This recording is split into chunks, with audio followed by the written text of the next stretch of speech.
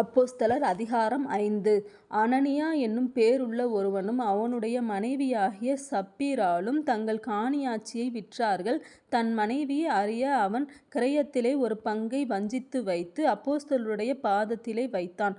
பேதுரு அவனை நோக்கி, அனனியாவே, நிலத்தின் கிரயத்தில் ஒரு பங்கை வஞ்சித்து வைத்து பரிசுத்த ஆவியினிடத்தில் பொய் சொல்லும்படி சாத்தான் உன் இருதயத்தை நிரப்பினதென்ன? அதை விற்கும் முன்னே அது உன்னுடையதா இருக்கவில்லையோ? அதை விற்ற பின்பு அதன் கிரயம் உன் வசத்தில் இருக்கவில்லையோ? நீ உன் இருதயத்திலே இப்படிப்பட்ட எண்ணங் கொண்டதென்ன? நீ மனுஷரிடத்தில் அல்ல, தேவனிடத்தில் போய் சொன்னாய் என்றான். அனனியா இந்த வார்த்தைகளை கேட்கவே விழுந்து ஜீவனை விட்டான். இவைகளை கேள்விப்பட்ட யாவருக்கும் மிகுந்த பயம் உண்டாயிற்று.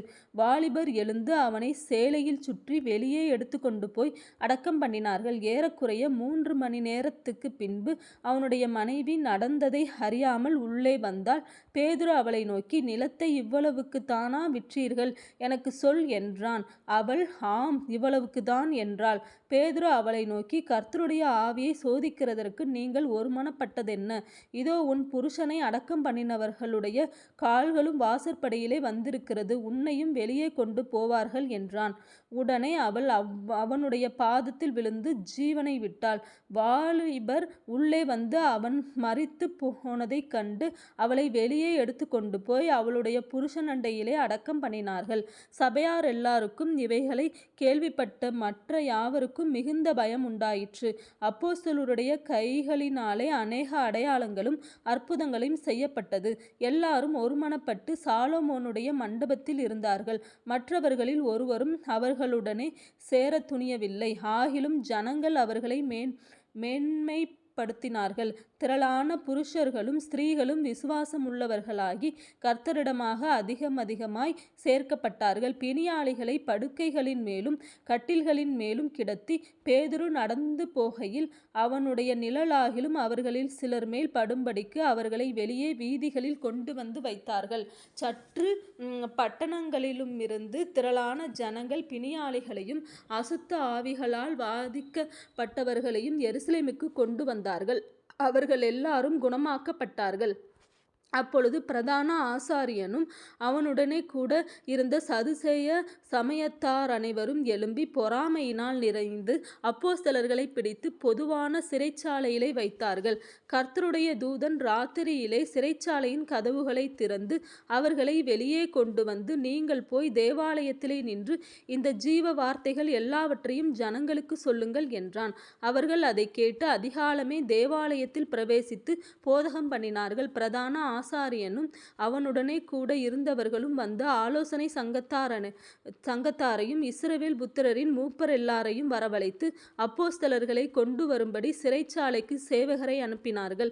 சேவகர் போய் சிறைச்சாலையிலே அவர்களை காணாமல் திரும்பி வந்து, சிறைச்சாலை மிகுந்த பத்திரமாய் பூட்டப்பட்டிருக்கவும் காவற்காரர் வெளியே கதவுகளுக்கு முன் நிற்கவும் கண்டோம். திறந்த பொழுதோ உள்ளே ஒருவரையும் காணோம் என்று அறிவித்தார்கள். இந்த செய்தியை ஆசாரியனும் தேவாலயத்தை காக்கிற சேனை தலைவனும் பிரதான ஆசாரியர்களும் கேட்டபொழுது, இது என்னமாய் முடியுமோ என்று அவர்களை குறித்து கலக்கமடைந்தார்கள். அப்பொழுது ஒருவன் வந்து, இதோ நீங்கள் காவலில் வைத்த மனுஷர் தேவாலயத்திலே நின்று ஜனங்களுக்கு போதகம் பண்ணுகிறார்கள் என்று அவர்களுக்கு அறிவித்தான். உடனே சேனை தலைவன் சேவகரோடே கூட போய் ஜனங்கள் கல்லெறிவார்கள் என்று பயந்ததினால் பலவந்தம் பண்ணாமல் அவர்களை அழைத்து கொண்டு வந்தான். அப்படி அவர்களை அழைத்து கொண்டு வந்து ஆலோசனை சங்கத்துக்கு முன்பாக நிறுத்தினார்கள். அப்பொழுது பிரதான ஆசாரியன் அவர்களை நோக்கி, நீங்கள் அந்த நாமத்தை குறித்து போதகம் பண்ணக்கூடாதென்று நாங்கள் உங்களுக்கு உறுதியாய் கட்டளையிடவில்லையா?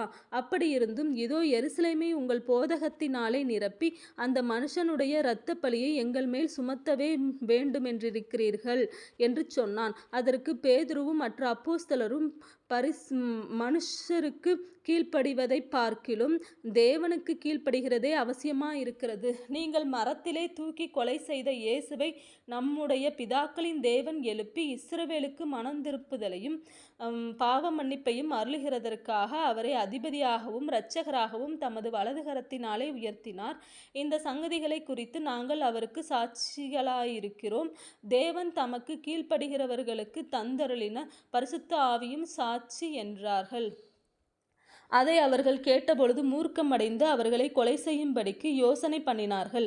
அப்பொழுது சகல ஜனங்களாலும் கனம் பெற்ற நியாயசாஸ்திரியாகிய கமாலியேல் என்னும் பேர் கொண்ட ஒரு பரிசேயன் ஆலோசனை சங்கத்தில் எழுந்திருந்து அப்போஸ்தலரை சற்று நேரம் வெளியே கொண்டு போகச் சொல்லி சங்கத்தாரை நோக்கி, இஸ்ரவேலரே, இந்த மனுஷருக்கு நீங்கள் செய்ய போகிறதை குறித்து எச்சரிக்கையாயிருங்கள்.